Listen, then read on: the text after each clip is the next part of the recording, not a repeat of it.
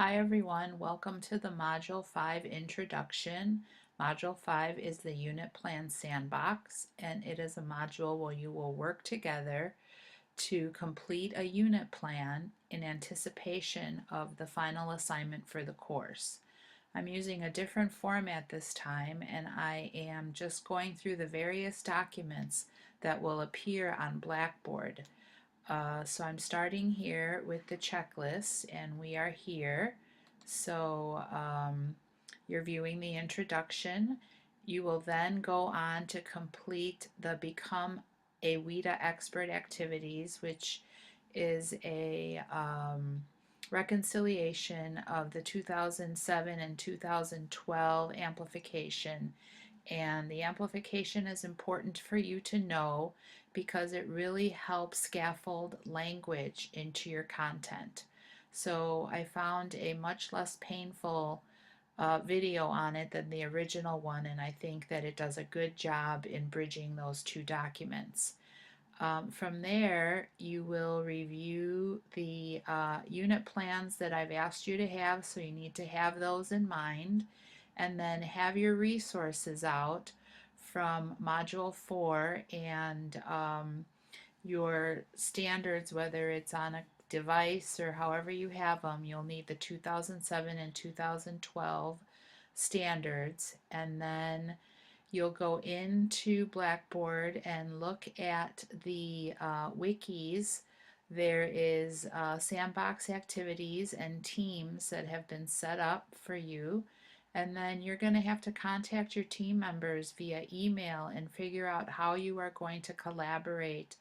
If you need to um, get your teams organized and such, and then you will begin to update your wiki. The only other thing in this module is I want you to take a few minutes, not a long time, and review your key practices journal and just give me a list of action items that you are thinking of doing for your paper.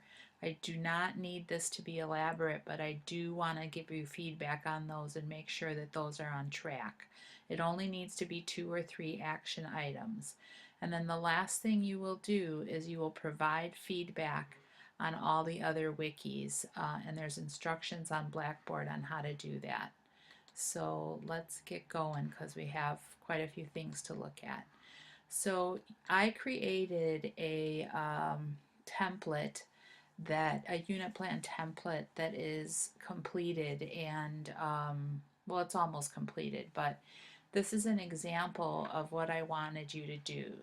So for your final assignment and also for the wiki right now, just decide on a unit plan that you're going to work from and begin to complete the template. And this template on the wiki, it's static. You have to use that one. But in your final plan, you could use the kudos form or use whatever you need. So the really big thing here is that you add the WIDA standards, that you include big ideas or essential questions here, and that you include um, content vocabulary, which you can all do, but then this is a big portion of the assignment. What is the language that the students need to complete this? So I want you to have examples of language vocabulary, like this one is on ratios. Oops, that says ration. It should be ratio. Okay. And so look at all these things. Likewise, nevertheless, on the other hand, and so forth. And then they're going to need to be able to agree, disagree, describe, and I'm going to show you where to pull those when I finish going through this document. Then these over here are the content objectives as written in the unit from a school district in California. And then these are the language objectives, and these are the levels. Like this one included, the standard one included all the domains, and don't worry too much about these, but you could assume that everyone's supposed to do it, and it did include all of the areas. But over here, this is what I'm interested in. So a level 4 and 5 might be able to do this, but you will need to modify. Um, if not, what would a level 4 and 5 need? Because I chose to use those levels to modify. So I added um, using models and leading questions, and then I added that to the content objective. This is the same objective only for level 1s. So what did I do? I added working in partners and using models, videos, leading questions, and sentence frames, further scaffolding the language for that content area. And then on this one, this is objective number 2, even for 4 and 5s, I added using real world applications and using discussion frames. For level 3 and 4, I added by creating their own scenarios using discussion frames and working in small groups. And so I only did, then I gave you examples on objective 3, 4, and 5 for writing the content objectives, but I did not go through the process of differentiating them for the different levels of acquisition. You have to do 2 of them for each level, and you only need to go up to 5. If your unit plan has more, then you can, you only have to do 5. And then in the materials and resource section, um, put the materials and resources that you don't have to put everything, but that you would use to modify further. Like I will put up the discussion frames for you on Blackboard so you could see what I mean by that and so on. So I hope this gives you an overview of the assignment. Got a little bit more going here. You will have the assignment template on there in Word, and again, you can modify this or use a kudos form, but if you use another form, make sure that you include all of the items in this template in your submitted plan.